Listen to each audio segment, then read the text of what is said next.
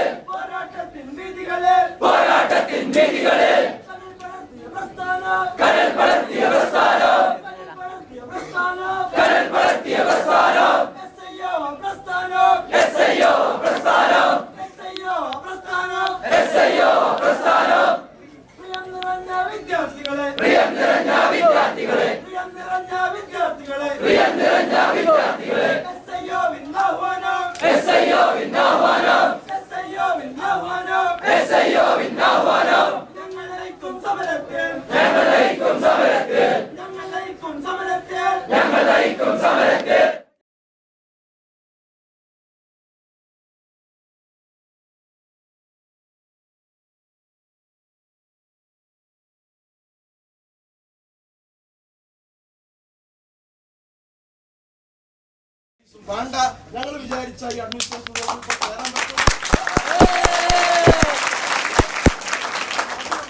നമ്മളെ ബാരിക്കേഡ് കൊണ്ട്, നമ്മുടെ ലാത്തി കൊണ്ട്, നമ്മുടെ കാക്കി കൊണ്ടാണ് ഈ പറയുന്ന വിദ്യാർത്ഥികളെ ഒക്കെ ഇവിടെ തളച്ച് ഇരുത്തിയത് എന്നൊരു മോഹമുണ്ടെങ്കിൽ അത് തെറ്റാണ്. ഇവിടെ എല്ലാവർക്കും ഇതിന്റെ ഉള്ളിൽ കയറാൻ ചെയ്യും. ഇതിന്റെ ഫയലൊക്കെ നശിപ്പിക്കാൻ നമുക്ക് സാധിക്കും. പക്ഷെ ഞങ്ങൾ ആ സമരരീതി സ്വീകരിച്ച ചരിത്രം നമുക്കില്ല. വിദ്യാർത്ഥികളെ കൊണ്ടുവന്ന് 4 ചാനൽ ചില്ലെടുത്ത് ക്യാമറ ഫ്ലാഷ് ന്യൂസ് വരുത്താൻ നമുക്ക് സാധിക്കാനിട്ടല്ല. ഫ്ലാഷ് ന്യൂസ് വരുത്താൻ അഡ്മിനിസ്ട്രേഷൻ ബ്ലോക്കിന്റെ 4 ചില്ലിൽ എറിഞ്ഞുകൊടുക്കാം. ഒരു പോലീസുകാരനെ തൊപ്പിയെടുത്ത് വലിച്ചെറിയാം, ഒരു പോലീസുകാരനെ മണ്ടക്കടിച്ച് കൊല്ലാം. ഇങ്ങനെയല്ലേ സമരരീതികൾ നടക്കുന്നത്? പോലീസുകാരോട് ചോദിക്കാനുള്ള അങ്ങനത്തെ ഒരു ചരിത്രം SIOവിന്റെ ചരിത്രത്തിൽ സമരരീതി കാണാൻ സാധിക്കും. SIOവിന്റെ പ്രവർത്തകർ വടിയെടുത്തിട്ടുണ്ട്, SIOവിന്റെ പ്രവർത്തകർ കല്ലെടുത്തിട്ടുണ്ട്, SIOവിന്റെ പ്രവർത്തകർ തുമ്പയും പിക്കാസും എടുത്തിട്ടുണ്ട്. പക്ഷെ അത് ചോറ് നിൽക്കുന്ന സ്കൂളിൽ കെട്ടിടം ഉണ്ടാക്കി കൊടുക്കാനാണ്.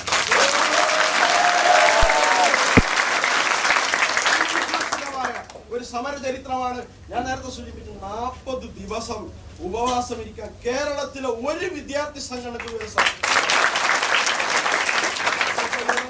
40-50 വർഷമായ വിദ്യാർത്ഥി പ്രസ്ഥാനങ്ങളുടെ ചരിത്രമുണ്ട്. ഇപ്പൊ അവരിറക്കുന്ന 100 രക്തസാക്ഷികൾ എന്ന പുസ്തകമാണ്. 100 രക്തസാക്ഷികൾ. ഒരാൾക്കളെ മാന്യമായി ഞാൻ ചോദിക്കുന്നു, നിങ്ങൾ മറ്റുള്ള സംഘടനകൾക്ക് കൊടുത്ത ആളുകളുടെ രക്തസാക്ഷികളുടെ കണക്ക് കൂടി രക്തസാക്ഷികളെ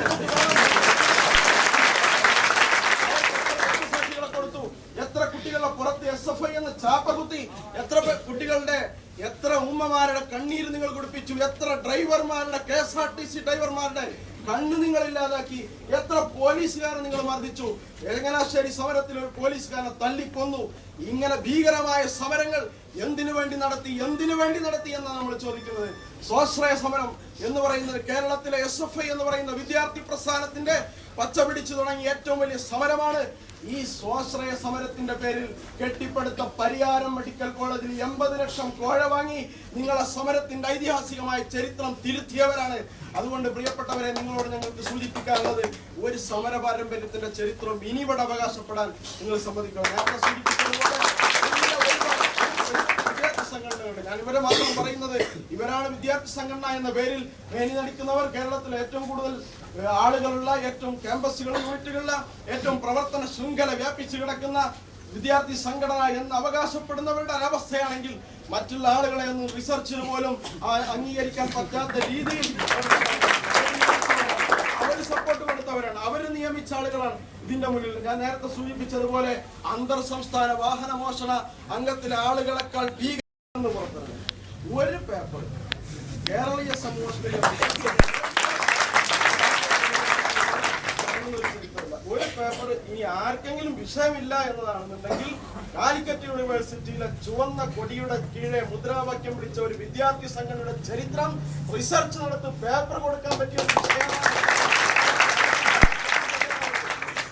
കൂടത്തെ ഉദ്യോഗസ്ഥനായ പോലീസ് സുഹൃത്തിന്, പോലീസ് അധികാരിക്ക് വീരപ്പൻ റഹീമിനെ പിടിച്ചൊരു വിശിഷ്ട സേവാ